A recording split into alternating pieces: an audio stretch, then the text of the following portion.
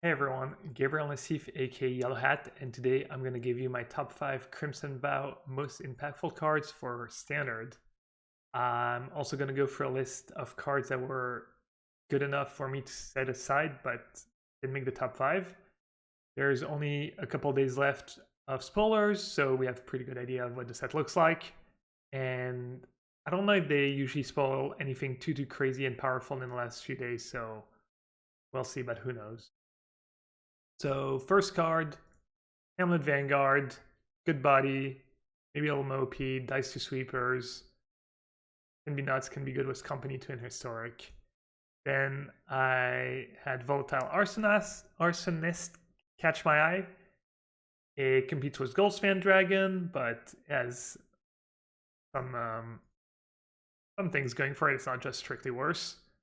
So that card could see a little play. You got the Prowler, kind of tough competition right now. I'm not sure the abilities are super great. You got Troll in the same slot. You have Kazandu Mammoth. So that's tough competition. I set aside Fellstinger. The design is sweet. A little Night's Whisper, a little creature. Not exactly sure who's going to be able to best maximize the potential, I guess, and the versatility. But cool design. Might still play as a type zombie, so it's got that going for it. Then there was Parasitic Grasp, which is decent. It's basically Essence Extraction, but better, even though maybe Essence Extraction targeted players. Can't exactly remember. I doubt it. So yeah, humans. Obviously, all of the white creatures are humans. You've got the werewolf, green 2-drop that's a human as well. Could see some sideboard play. There's a lot of good 2 and 3 mana removal in Standard, so it's got some, something the other removal spells don't have going for it, but might still be a little niche. Then I had Thirst for Discovery, which is pretty sweet card draw spell. Basically, I guess not strictly better compulsive research because you can discard any lands. This has to be basics. Most of the standard decks, the control standard decks, play 10 to 11 basics, maybe 10 to 12 basics for the 2-color ones. If you take something like Grixis Lair, that deck only played 2 or 3 basics, so you lose value there. But it has tough competition. You've got Unexpected Windfall, Memory Deluge. The thing it's got going for it is that it's 1 mana cheaper, so fire it off earlier. It's also good with Divide to 0. If they don't want to play into your Divide to 0, you get to cast that. Easier to copy was Galvanic Iteration. So yeah, 1 cheaper, instant speed. Could be good, could see some play. Then I had Headless Rider, annoying creature, reminds me a bit of Rattling Reanimator. Just leaves a body behind, and good at blocking its other creature decks, good against removal and sweepers, and of course zombie creature type. Also had Enrica Damnati, which does a lot, but 4 mana. It's got tough competition. There's a bunch of good 4 mana cards. This one's cool. It has a come into play, so even if it dies, you got your card out of the deal. It transforms into super powerful creature, hard to race, kills you fast, really good blocker too, and each player sacrifices a creature ability can also be sweet. So yeah, the Vamp tribe got a lot of help. Does it have enough help? Does it have enough good 1 and 2 drops? And utility spells, it's tough. The creature decks, whether it's green, white, troll decks, it always feels like, to me anyways, like the new cards are not going to be necessarily good enough to make an impact, because I don't know, maybe it's some kind of bias. You've played with the cards for a while, so you know how powerful they are, and it looks like maybe the new cards are not going to be good enough to shake that up. So really cool design, does a lot, has a come into play, really important for a creature that costs 4 or more, even 3 or more, to kind of leave something behind even if it dies right away. That's why Olgro's Troll is so good. The card like Charod's amazing, and Enrica does a little bit of that. Next you have Blood Vial Purveyor. The card hits really hard. it blocks everything. It blocks Goldspan Dragon, it blocks a Chariot, it doesn't die to a 4-power creature pumped out by Blizzard Brawl. But if you don't kill them fast, they are gonna just bury you with the blood token advantage. So double-edged swords, but huge body, trample, it's hard.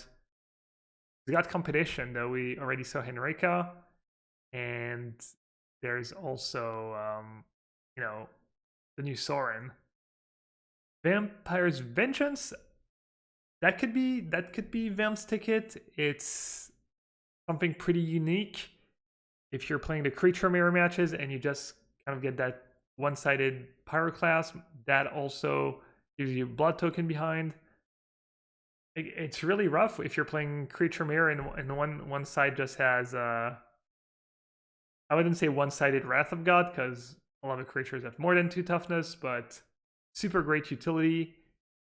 You know, the white deck has a ton of low toughness creatures. Green deck also has the Chariot tokens, the 2-drops, so that could help the Vamp deck, kind of a unique aspect of that tribe.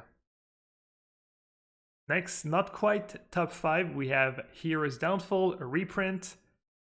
The reason I maybe don't have it higher is that there's not too many good Planeswalkers in Standard. You got Ren in 7, you get potentially the new Sorin, but yeah, that's about it. And you already have a lot of good 2-mana removal spells. You also have Soul Shatter that is better against a card like Goldspan Dragon.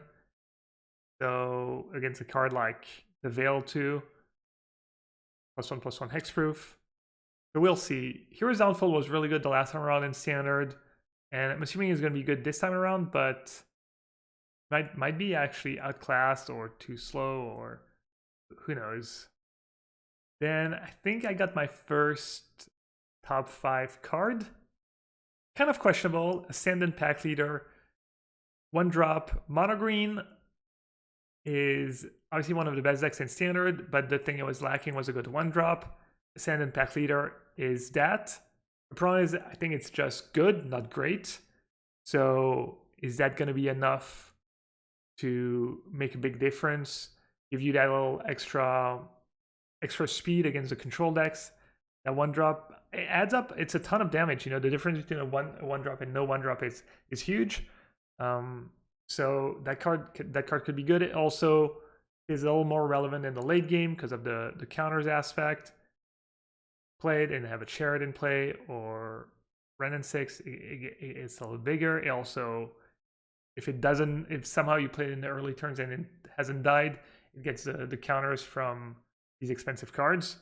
So cool card. Another downside is that usually play Kazandu Mammoth in the green deck, so there's a little tension here between, do I want to play my 1-drop or do I need to play my Mammoth as a land on turn 1 and be sure to curve out. But yeah, it's nice. It can also be nice. People have been playing the 2/2 that untaps the land, so maybe it gives you have that extra mana at some point.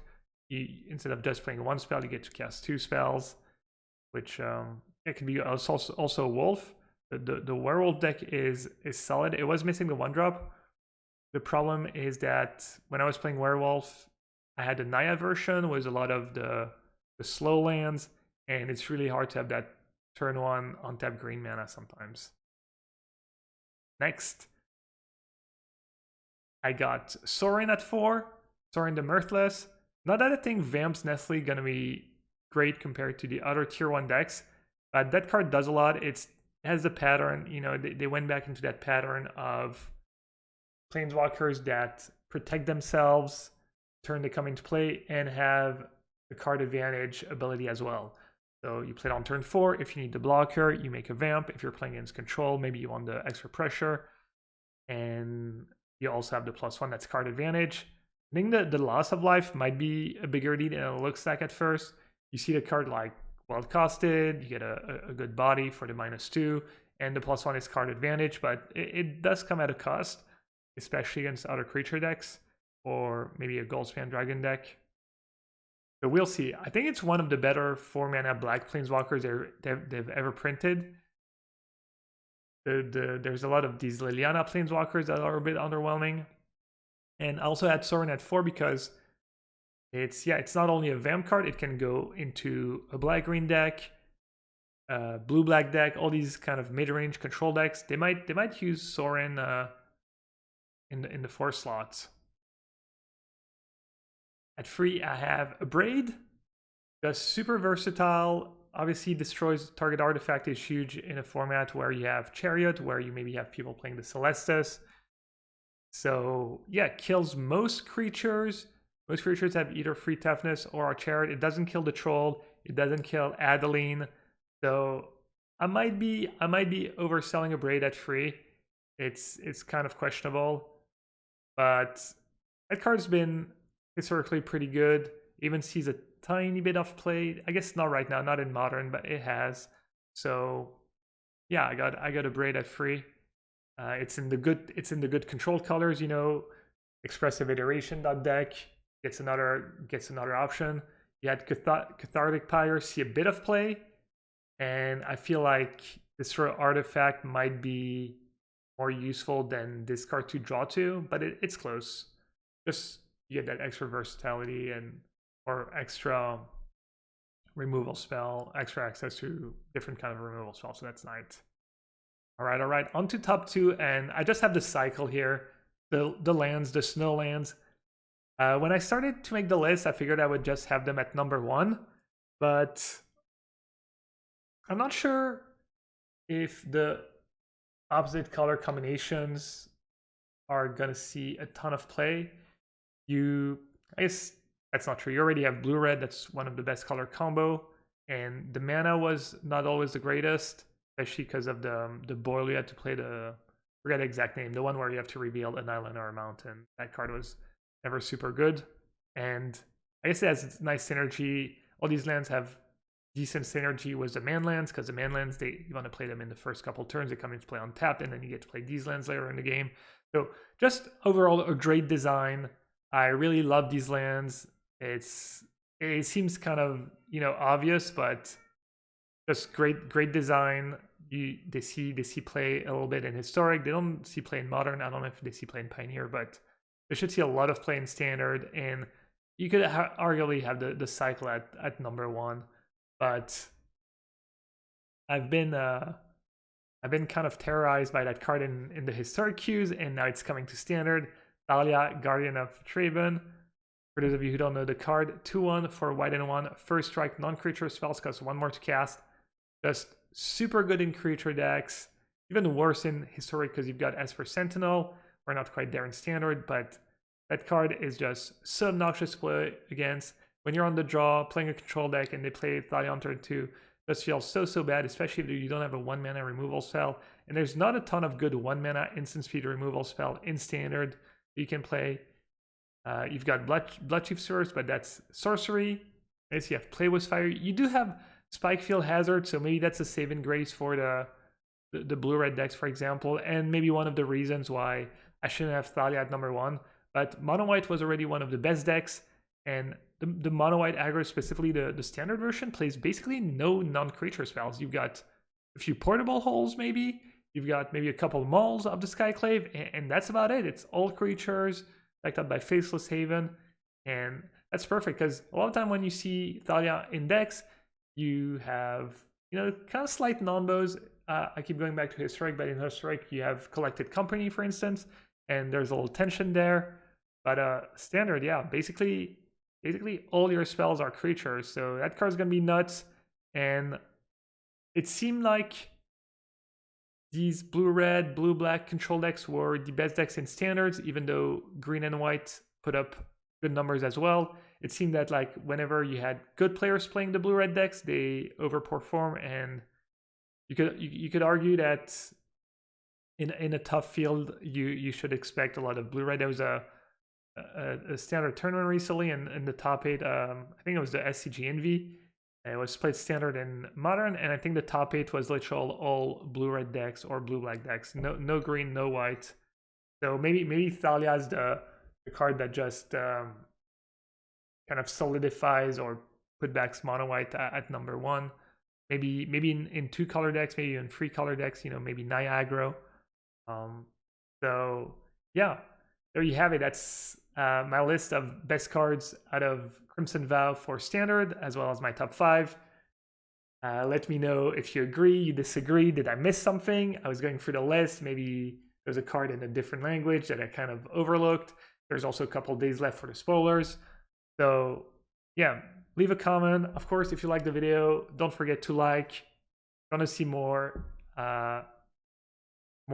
stuff like that, just, you know, subscribe is much appreciated.